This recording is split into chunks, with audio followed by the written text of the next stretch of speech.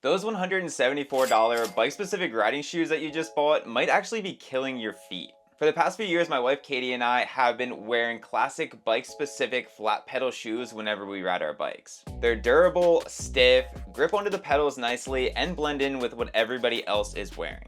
But lately, I've been wondering if they're doing more harm than good. In this video, when I say bike-specific shoes, I'm talking about flat pedal shoes because that's what I wear. But we will touch on clipless shoes as well. Our feet have 26 bones and over 100 muscles, and whenever I slide my foot into a bike-specific shoe, I can't help but feel like I'm sliding it into a foot prison. The toe box is cramped so my foot can't splay naturally, and the stiff sole mixed with the stiff upper makes my foot feel like it's locked in place. I've always been told, as I'm sure you have too, that stiffer soles lead to more power through the pedals, and while this might be true, I feel like my feet are becoming weaker and my shoes are doing all the heavy lifting. If you can relate, don't worry, because I might have just found the perfect riding shoe that ticks all the boxes without incarcerating your foot. I just want to state that I'm not an orthopedic doctor, nor am I a doctor or a scientist in any way, shape, or form, so definitely do your own research before trying anything I suggest in this video. I'm simply sharing my experience. Let's take a deep dive into flat pedal bike specific shoes. These are shoes you could wear for mountain biking, gravel riding, BMX, basically any discipline that uses flat pedals. Most flat pedal bike specific shoes today advertise durability, grippiness on the pedals, and a stiff sole as the three biggest selling points for their shoes. Durability and grip are absolutely essential for flat pedal riding shoes, so let's just set those aside. But I'm not sold that we actually need stiff soles. This is definitely going to be the most controversial part of the video, so I'd love to hear your thoughts down in the comments. So it's a commonly held belief that stiffer soles allow you to transfer more power to the pedals and reduce foot fatigue. Most research on the topic of sole stiffness in bike shoes is done with high performance road cycling in mind. While flat pedal bike specific shoes are generally more flexible than clipless shoes, I still find most flat pedal shoes to be pretty stiff, especially compared to everyday walking shoes.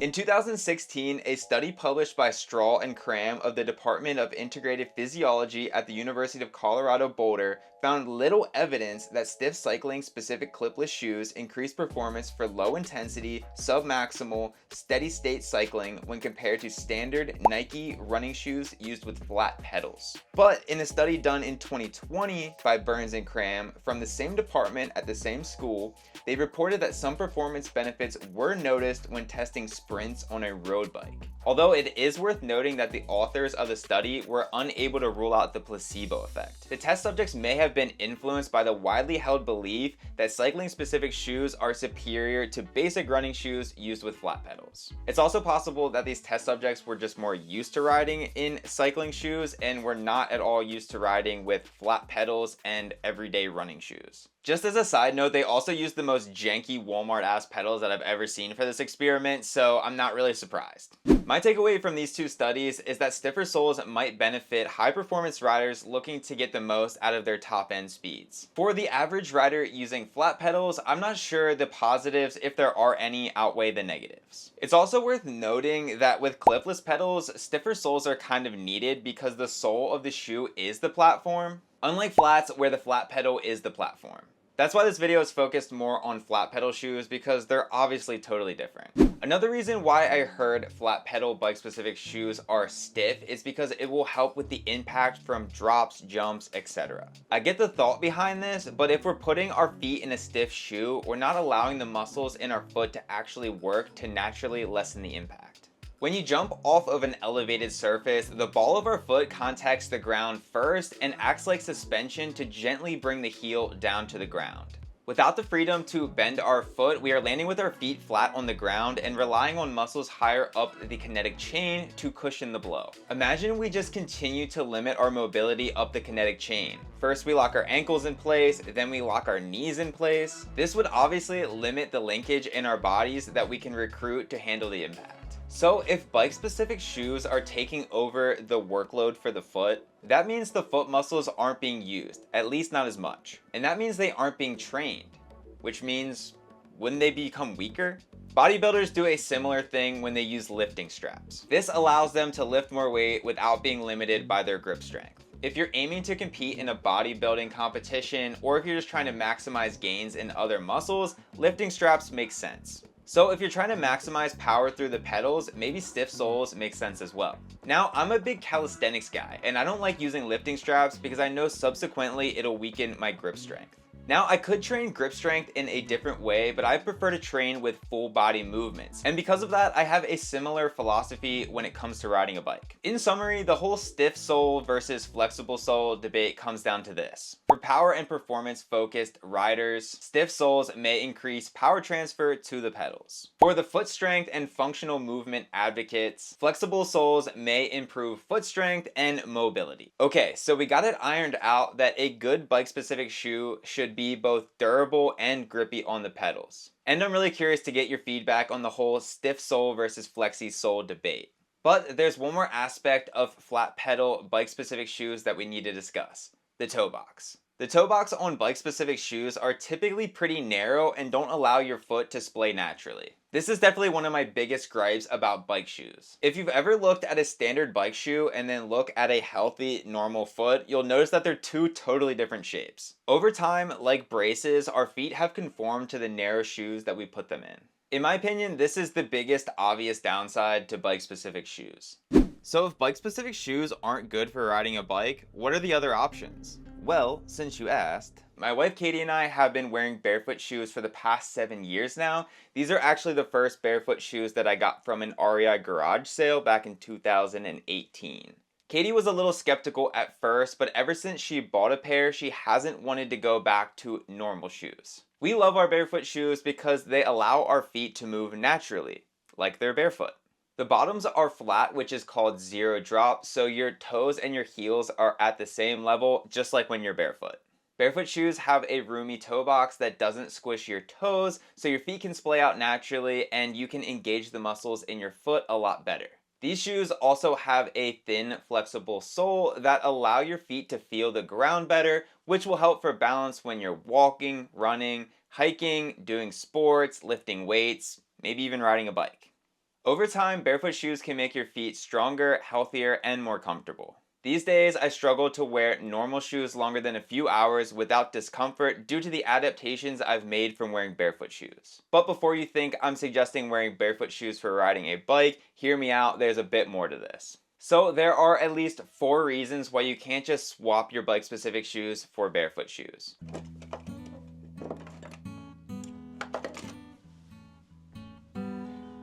Reason number 1, flat pedals usually have little spikes on them called pins, and if you try to put barefoot shoes on these, you would definitely feel these pins through your shoes and it would be very uncomfortable. Reason number 2 is the tread on the bottom of barefoot shoes is not really designed to lock up with pedal pins. There really wouldn't be much grip.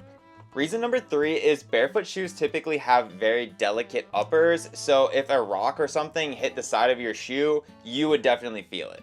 Reason number 4 is that barefoot shoes are made from lightweight materials that are just not very durable. So if barefoot shoes are bad for riding a bike, why am I even bringing them up? Well, there's a lot we can take from barefoot shoes and a lot that we can take from bike specific shoes, and I'm kind of thinking we can just mash them up and make the perfect riding shoe. Here is my dream bike shoe. It has to have a zero drop sole, which means your toes and heels sit at the same height. It has to have a wide toe box so your toes can splay out naturally. It has to have a durable sole, not necessarily a stiff sole, but it has to have a durable sole, enough to handle pedal pins. And it has to have tread that actually locks onto the pedal pins. My dream shoe has to have some protection on the uppers to protect from rocks and some toe protection as well.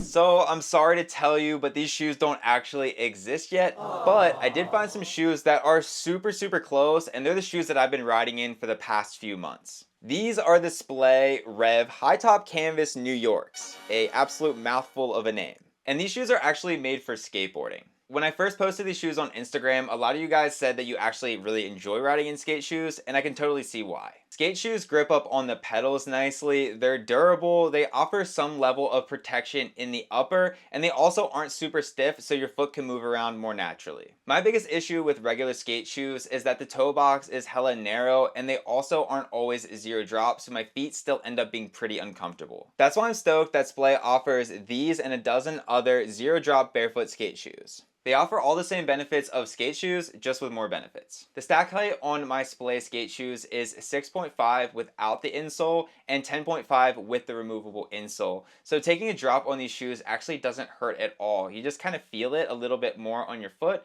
which is a good thing. It's good to feel things, you know? Again, I'm pretty used to barefoot shoes, so you might not get the same results. It takes a little bit of time to get used to the thinner soles. So again, these aren't bike specific shoes, but I've been really enjoying riding in these and my feet feel a whole heck of a lot better. I've been slowly introducing these shoes into longer and more aggressive rides over the past few months, and it's crazy, I can actually feel my feet getting a pump when I ride. Obviously, these shoes are made for skateboarding, not biking, so a lot of the characteristics that I would like to see in a biking shoe are non-existent. I also haven't been wearing these shoes as much as I would like to lately because we've been getting a crap ton of rain in Pennsylvania, and these shoes are made of canvas. But for now, these shoes are the closest thing I could find to the perfect riding shoe. If you're riding in fair weather and not riding on particularly rocky trails, I definitely recommend these shoes. I really hope that Splay or another shoe company steps in and makes a bike shoe closer to what I'm looking for. I think it could really change the bike shoe game. If you want to try barefoot shoes for everyday walks, hikes, bikes, runs, whatever, make sure you take your time to get used to it. Start with shorter and more mellow rides and transition at a pace that feels natural. In the meantime, I would love to hear your thoughts on this topic. Have you ever tried barefoot shoes? What shoes do you ride in? Do you think firm or flexible soles are the move? And while you're at it, let me know your thoughts on pedals as well. If the shoes have to change, maybe the pedals have to change as well. I don't know. Like this video if you found it interesting and subscribe to the channel if you want to see me again. Thanks for watching.